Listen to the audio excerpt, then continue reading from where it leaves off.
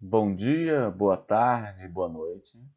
Eu sou o professor Marcelino Andrade e vou ministrar para vocês o curso de Teoria de Circuitos Eletrônicos 1.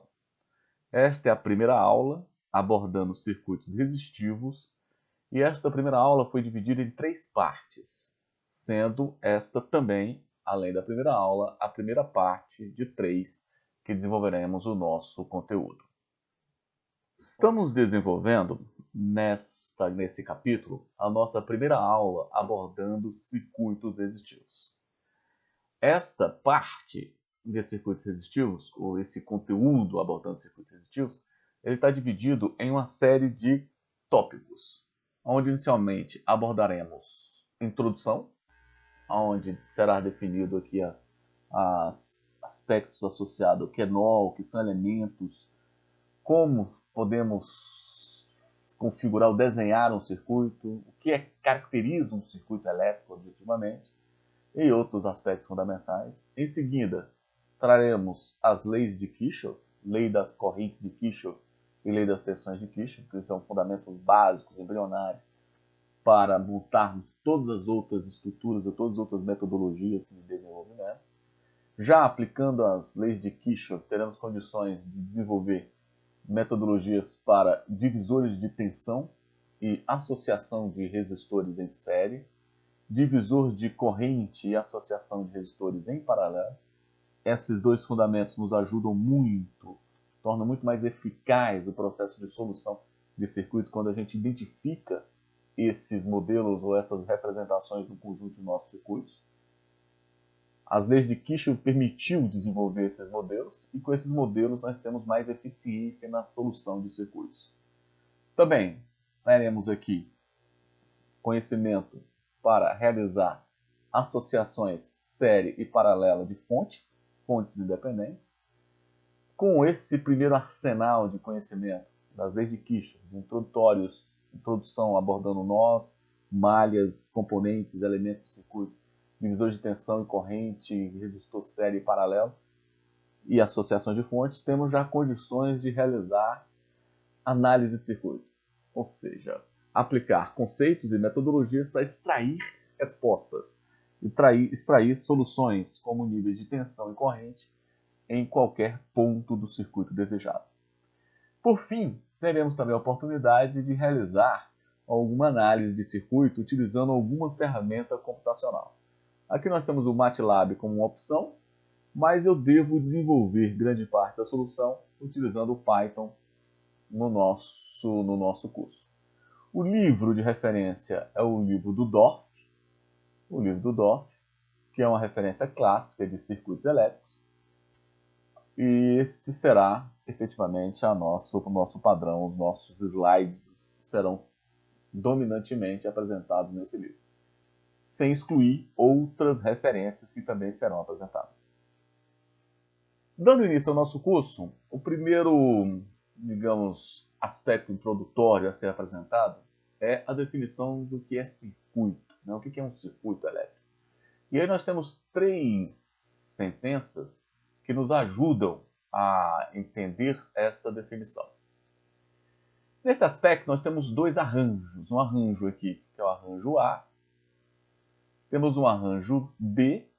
E posso ainda desenhar para vocês um terceiro arranjo, que é um arranjo C, onde eu tenho aqui componentes conectados, vocês já podem visualizar, que estou conectando alguns componentes, seja algumas componentes de circuito. Essas conexões são feitas por meio de fios, né, de fios condutores, que são esses elementos que estão entre esses bloquinhos aí apresentados. No nosso circuito, ou no nosso arranjo aqui, especialmente, nós temos quantos elementos? Nós temos aqui 6 elementos. Posso dar números a eles. Esse aqui é o elemento número 1, número 2, número 3, número 4, número 6 e número 5. E os nossos componentes estão todos aí conectados. Agora, digamos que essa aqui é a representação C para esse arranjo. O que nós podemos agora buscar por meio dessa sentença neste objetivo de caracterizar um circuito elétrico? Ele coloca aqui que um circuito elétrico consiste em um circuito de elementos que estão conectados. Ou seja, se eles estão conectados, vamos ver se eles estão de fato conectados. Ó, se eu pegar, por exemplo, este ponto aqui de referência e puxar este fio, conforme estou fazendo aqui, ó, ele me permite uma conexão entre este componente e este outro componente. Vamos novamente tentar aqui. Eu puxo um fio, eu tenho uma conexão entre esse componente e este componente. Assim como eu posso ter também, entre esses dois componentes, uma conexão com esse terceiro. E esses três componentes têm uma conexão com este quarto componente. Então, de fato, eles estão conectados por meio desses condutores. Se eu pegar esse arranjo B, eu também tenho umas conexões aqui. Ó. Eu tenho aqui uma conexão do 2 com 3, do 3 com 4 e do 2 com 1. Então, tem uma conexão. Se efetivamente eu pegar o nosso arranjo que eu desenhei aqui para vocês, eu também tenho, objetivamente, uma conexão feita por condutores, fios, entre esses quatro componentes. Naturalmente, essa conexão não se restringe a este ponto. Eu tenho outras conexões aqui, como por exemplo entre o componente 4 e o componente 5. Eles se conectam também por meio destas outras conexões. Ou seja, aí estão os fios conectando os nossos elementos. Então, a primeira sentença, um circuito consiste em um circuito de elementos que estão conectados. Então, todos estão conectados. Ninguém está solto, né? Não existe um componente isolado, né, fora do circuito aí, como nós podemos observar. Segundo item nessa caracterização de circuitos elétricos. O mesmo circuito pode ser desenhado de formas diferentes. Eu já antecipo aqui para vocês que este circuito A, eletricamente, ele é igual ao circuito B, que eletricamente é igual ao circuito C.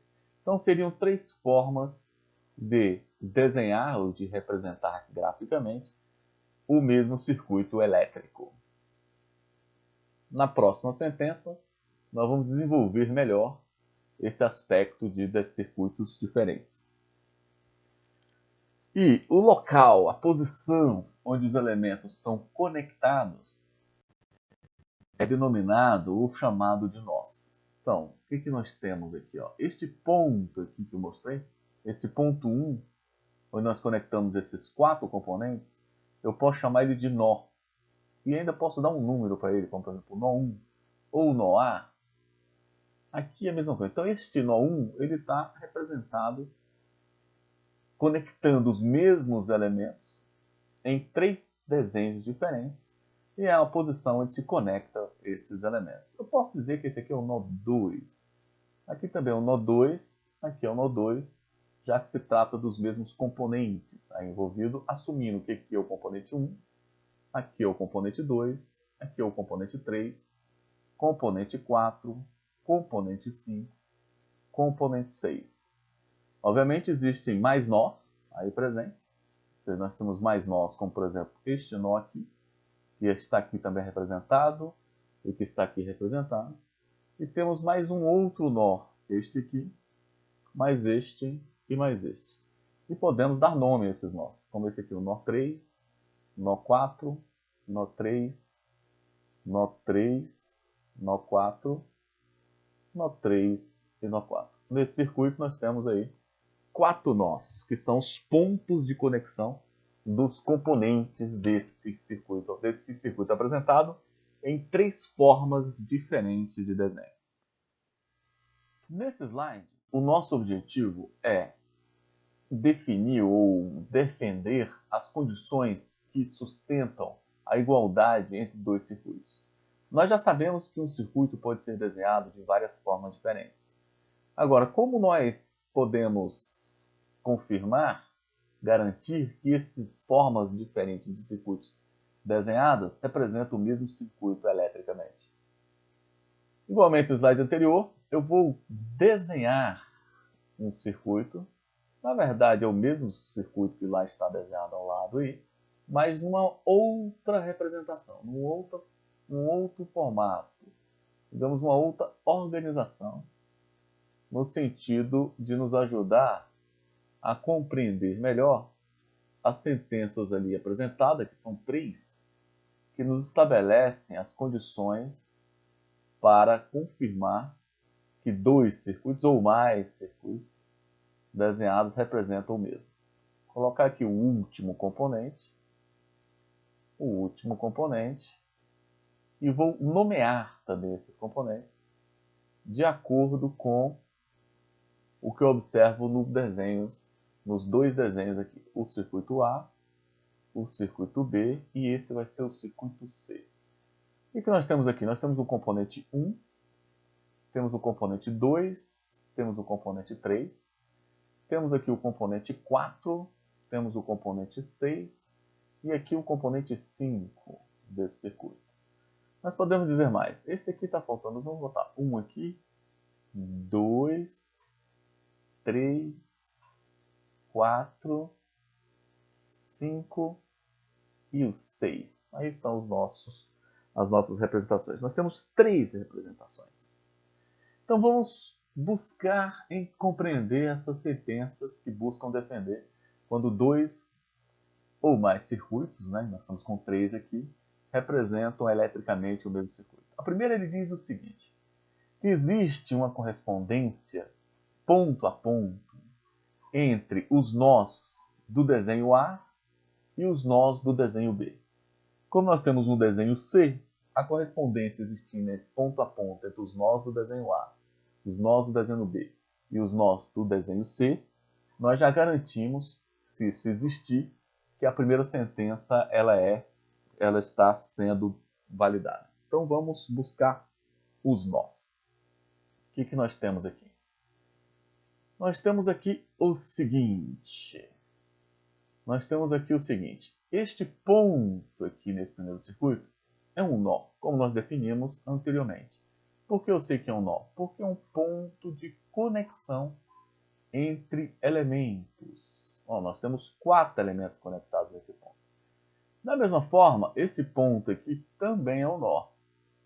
É um ponto de conexão entre elementos. E este nó, especificamente, ele conecta os mesmos elementos do circuito anterior, que é o elemento 1, 2, 3 e 4.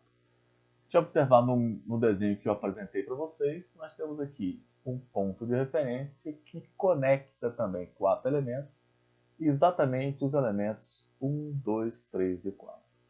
Se eu chamar esse ponto de 1, ou nó 1, aqui é o nó 1, aqui é o nó 1, e eles são efetivamente correspondentes eletricamente, já que eles são pontos de conexões e conectam os mesmos elementos efetivamente.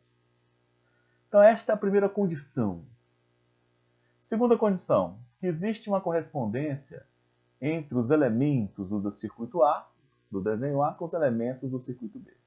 Observem que o nó 1 tem a sua correspondência.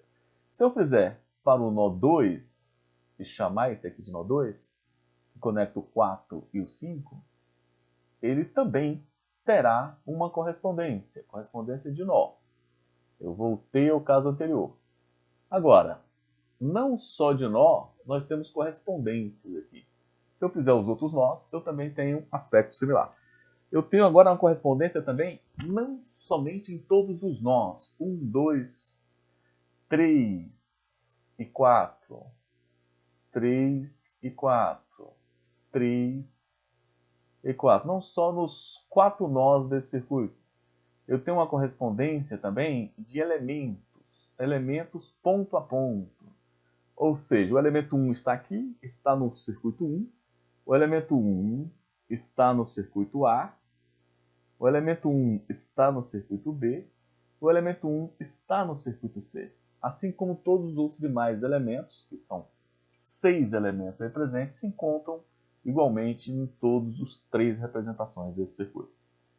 Então existe de fato uma correspondência ponto a ponto entre os elementos apresentados no circuito A, como apresentados no B e no C, obviamente.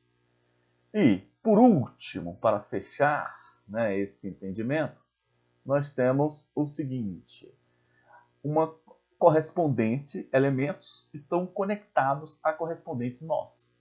Ou seja, existe uma conexão efetiva, né? Ou seja, igual, entre os componentes do desenho A com o nó 1 do desenho A.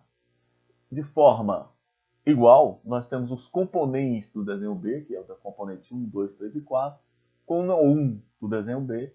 E de forma igual, nós temos os componentes 1, 2, 3 e 4 conectados ao nó 1 do desenho C. E isso se manifesta em todos os demais nós, garantindo uma correspondência entre elementos conectados a nós correspondentes. Baseado nisso, né, nesses três fundamentos, nós podemos dizer que eletricamente eles são iguais. Quais são os fundamentos? Existe uma correspondência ponto a ponto entre os nós do desenho A com os nós do desenho B. Então, mesma quantidade de nós e são os mesmos nós. Por que os mesmos nós? Porque eles se conectam aos mesmos elementos. Existe uma correspondência entre elementos do desenho A com o desenho B. Ou seja, os mesmos elementos que estão no desenho A estão no desenho B. E por último, correspondentes elementos estão conectados a correspondentes nós. Garantido esses três fundamentos, nós podemos defender que estamos falando eletricamente do mesmo circuito. Em bancada, eles podem até ficar diferentes na montagem. No circuito pode ficar diferente. No desenho ficam diferentes. Mas eletricamente, nós estamos aqui falando do mesmo circuito, porque existem os mesmos componentes e as mesmas conexões, independente de uma variação do desenho apresentado. Vamos aqui apresentar as leis de Kirchhoff. Elas são a base, representam a base dos nossos circuitos, a base das nossas técnicas de análise de circuito e de projeto de circuitos também, onde nós podemos, através delas, deduzir uma série de metodologias que serão trabalhadas no decorrer do nosso curso, como, por exemplo, já no decorrer desta primeira aula, baseada em circuitos resistivos, já vamos falar em associação série, associação paralela de resistores, falar de divisores de corrente, divisores de tensão, associações de fontes, que já são derivações da aplicação direta das leis de Kirchhoff. Agora, o que diz efetivamente as leis de Kirchhoff? A lei de Kirchhoff defende o seguinte: nós temos aqui a primeira lei de Kirchhoff. Ela nos afirma, nos posiciona que o somatório das correntes em qualquer nó do nosso circuito, que nós já definimos, é igual a zero. Simples assim. Nós temos correntes entrando e saindo de determinado nó, correntes elétricas, mas o somatório dessas correntes sempre será zero.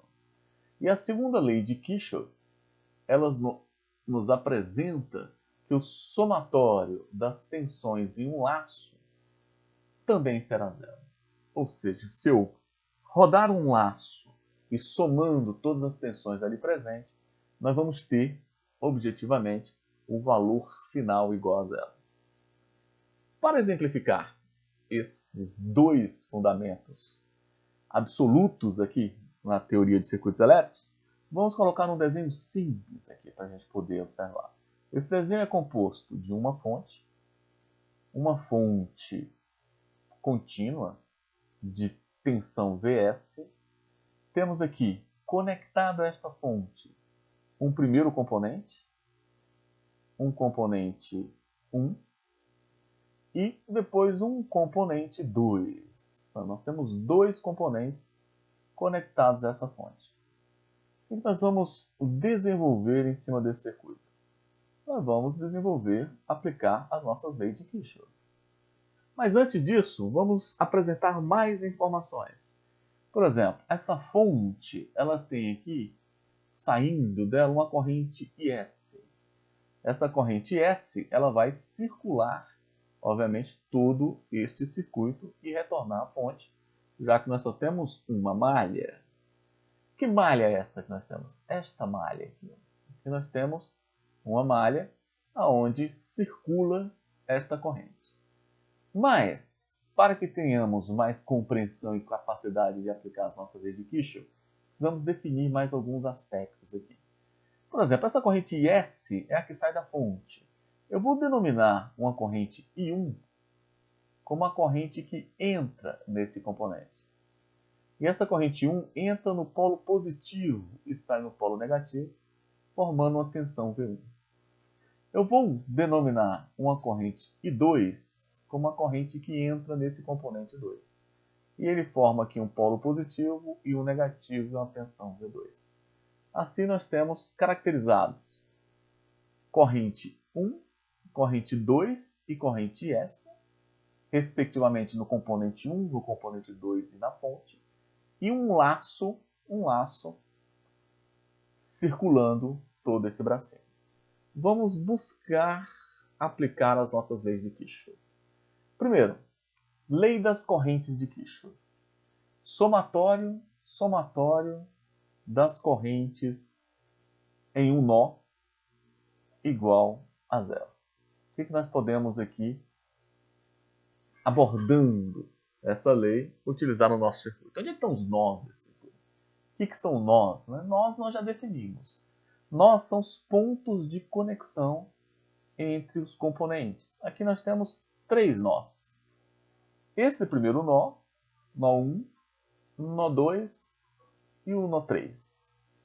O que nós temos aí com relação a esses nós no aspecto do somatório de correntes? Eu posso considerar que no nó 1, a corrente, o somatório das correntes é igual a zero.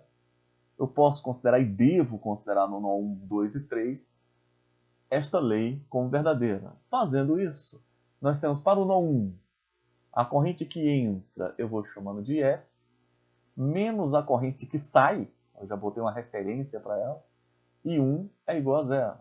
Então, o somatório das correntes é igual a zero. Se eu pegar o próximo nó, que é o nó 2, a corrente que está entrando no nó 2 é a corrente I1, que atravessou o componente 1. Então, corrente I1 menos a corrente I2 é igual a zero.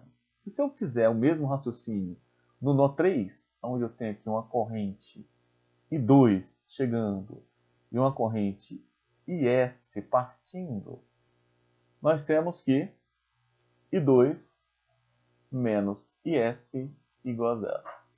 Desenvolvendo essas 3 sentenças que foram originárias da aplicação direta da lei das correntes de Kirchhoff, nós temos que IS vai ser igual a I1. Temos também que I1 vai ser igual a I2.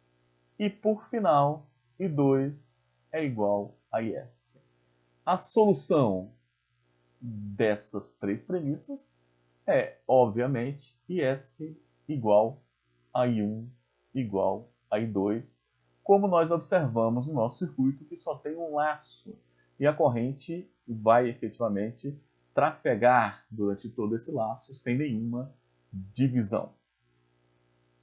Dando continuidade agora e aplicando o somatório das tensões do laço igual a zero, aí no caso, aplicando a lei das correntes das tensões de Kirchhoff, nós temos o seguinte, circulando aqui no nosso laço, nós vamos ter menos Vs, entrou no polo negativo, mais V1, mais V2 igual a zero. Daqui nós deduzimos que a tensão na fonte é igual à tensão V1 mais a tensão V2. Ou seja, o somatório da tensão V1 com o polo positivo e negativo, orientado conforme esta posição é apresentada, e a tensão V2 vai nos fornecer a tensão da fonte. Então, as leis de Kirchhoff, aqui aplicadas diretamente, nos deram condição de entender ou identificar que as correntes que passam no circuito é uma só, que é a própria corrente da fonte, e que a tensão da fonte ela foi dividida em 2 parcelas, uma parcela em cada componente, que é a V1 e a V2. Nós já temos agora a compreensão do que são nós, do que são malhas, das leis de Kirchhoff, objetivamente, de tensão e de corrente, E com esses fundamentos já conseguimos realizar determinadas análises de circuito. Porém, nesse circuito em particular, nós temos um componente que pode ser relativamente novo para grande parte dos alunos, e nós vamos abordá-lo ele de forma individualizada aqui nesse campo, que são as fontes controladas. O que são fontes controladas? Fontes controladas.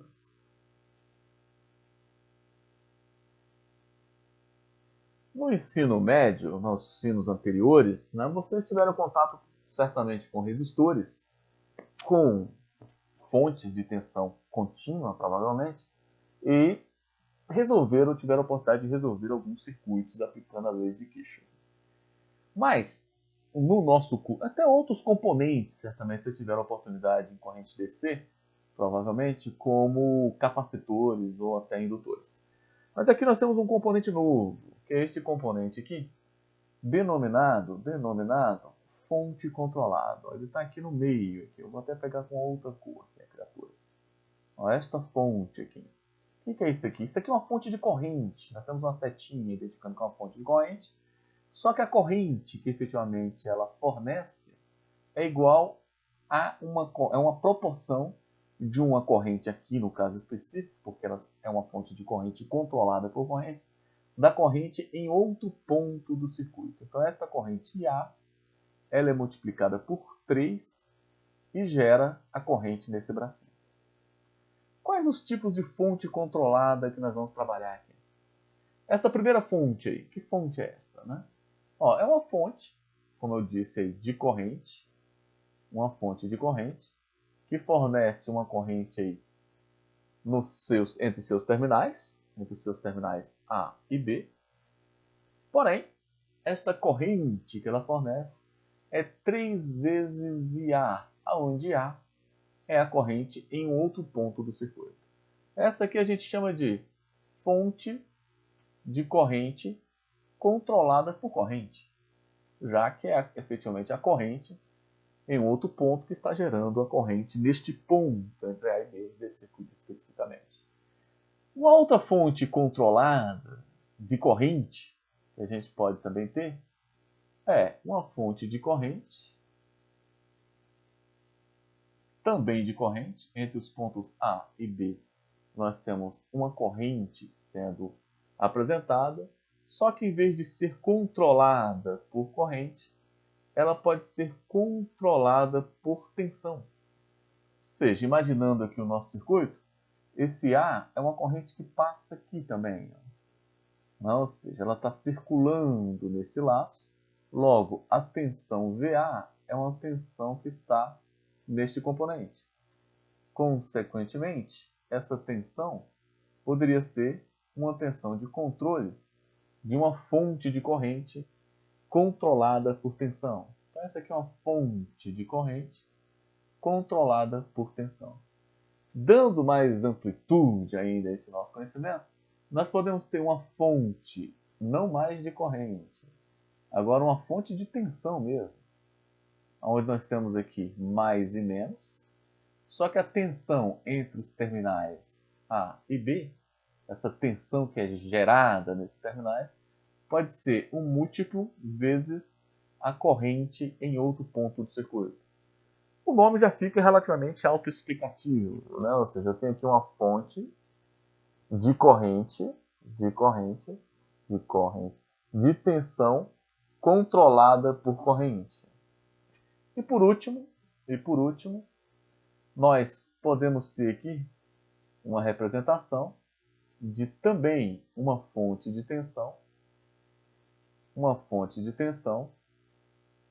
que vai gerar uma tensão entre os terminais A e B, porém, ela é gerada por meio de uma multiplicação de um valor pela tensão em outro ponto do circuito.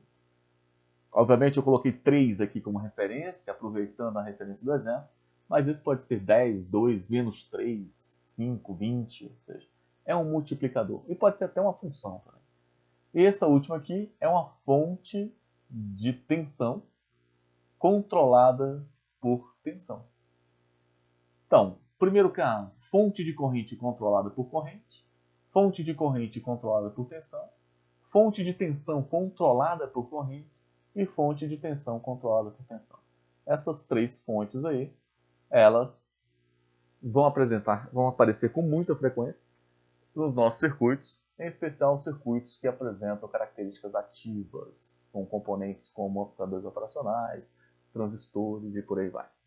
Voltando ao nosso problema, vamos desenhar esse circuito novamente aqui. Desenhando esse circuito, nós temos o quê? Nós temos aqui uma fonte de 12 volts, uma fonte de 12 volts, aí está a fonte, 12 volts. Temos um resistor conectado a essa fonte. Aqui está o nosso resistor de 4 ohms. Temos um outro resistor conectado a essa fonte. Um resistor de 2 ohms. E aqui ele está conectado a um amperímetro. Por fim, fechamos o circuito aqui com o amperímetro e inserimos a nossa fonte controlada. A nossa fonte controlada conforme o exemplo apresentado. A nossa fonte controlada, nós temos o quê? É uma fonte de corrente 3 vezes IA controlado pela corrente IA que está nesta posição. Qual o nosso objetivo do problema? O objetivo do problema é identificar a corrente no amperímetro, ou seja, qual a corrente que está passando no amperímetro. A corrente que passa no amperímetro é essa aqui, ou seja, IM. Né? Quem é IM? Essa é a resposta que nós estamos atrás de descobrir. Onde é que está IM aqui? IM está aqui. Ó. Aqui está IM. Obviamente ele está em outros lugares também, como por exemplo na saída deste nó, na chegada desse nó e por aí vai. Quais são as ferramentas que nós temos para resolver esse problema? Obviamente já temos conhecimento do que são nós, do que são laços, agora seríamos fontes controladas e temos o principal, que são as leis de Kirchhoff. O somatório das correntes em qualquer nó é igual a zero. O somatório das tensões em qualquer laço é igual a zero. E esses são os dois fundamentos que nós vamos utilizar para resolver esse problema. Então vamos utilizar a lei das correntes de Kirchhoff. Primeira parte aqui, ó. Utilizando as leis das correntes de Kirchhoff para buscar alguma relação aqui. Nós ainda não temos uma técnica metodológica, disciplinada, não altamente regular, para poder iniciar os nossos desenvolvimentos. Então exige muita intuição, às vezes experiência, sempre vai exigir, independentemente de ter uma técnica mais metodológica também. Mas as técnicas mais metodológicas nos ajudam mais, no sentido de encontrar a solução com menor incerteza. Mas atacando aqui, por exemplo, este nó central, já que nós vamos iniciar com a aplicação das leis das correntes de Kirchhoff, nós temos aqui uma corrente que sai nesse sentido, que é exatamente a corrente IM, passa pelo componente 2 e sai e passa pelo amperímetro. É o que a gente está atrás de descobrir. Este aqui é o polo positivo desse componente, aqui é o negativo. Nós temos outra corrente que sai aqui para o componente 4 ohms, entrando no seu polo positivo e saindo no polo negativo. E essa corrente é o próprio IA. E temos uma corrente aqui descendo, que é a nossa corrente de 3IA. Então, somando essas três correntes, nós sabemos que o resultado tem que ser zero, conforme a lei das correntes de Kirchhoff. Aplicando a nossa lei das correntes de Kirchhoff no nó, eu vou chamar de nó 1, está aqui presente. Vamos chamar de nó N. Nó N, nós temos o seguinte: menos IA, menos IA, menos IM, menos 3IM, 3IA, é igual a zero. Consequentemente, vamos ter aqui 4IA 4IA mais IM igual a zero, o que perfaz que o nosso IM, ou melhor, o nosso IA, é igual a menos IM sobre 4. Então, temos uma primeira representação entre IA e IM. Vou botar aqui o 4 novamente. Sobre 4. Nessa primeira representação, nós temos aqui IA é igual a IM sobre 4. Vamos aplicar agora, na sequência, o somatório das tensões no laço igual a zero. O que isso vai nos dizer? E que laço é esse? Não, temos que definir um laço, né? Eu vou pegar o seguinte laço, esse laço grandão aqui, ó, o maior possível, onde nós temos aqui, deixa eu pegar uma cor para a gente aqui mais clara, onde nós temos aqui esta representação deste laço. Neste laço, o que nós temos no somatório deste laço? Temos aqui menos 12, temos a tensão que passa no nosso componente de 4 ohms. Obviamente ela também vai ser negativa, já que nós estamos entrando no terminal negativo, 4 vezes a corrente que passa por ela, que é 4IA. Temos a tensão que passa no resistor de 2 ohms, que aí no caso agora é positivo, porque entra no terminal positivo, e vai ser 2 vezes IM. Passamos pelo amperímetro, cuja queda de tensão é zero, porque ele funciona aqui como curto-circuito. Isso aqui vai ser igual a zero. Desenvolvendo um pouquinho mais, nós podemos observar que isso aqui pode ser reescrito como IM, dividindo por 2 ali, ó, IM menos 2IA é igual a 6. O que fazer para desenvolver o que nós queremos? Obviamente nós queremos o IM. E como podemos encontrar o IM? Se eu substituir esse IA por menos IM sobre 4, nós vamos ter uma equação que só tem IM como variável, e é exatamente o que nós estamos atrás. Assim, fazendo essa substituição, nós teremos IM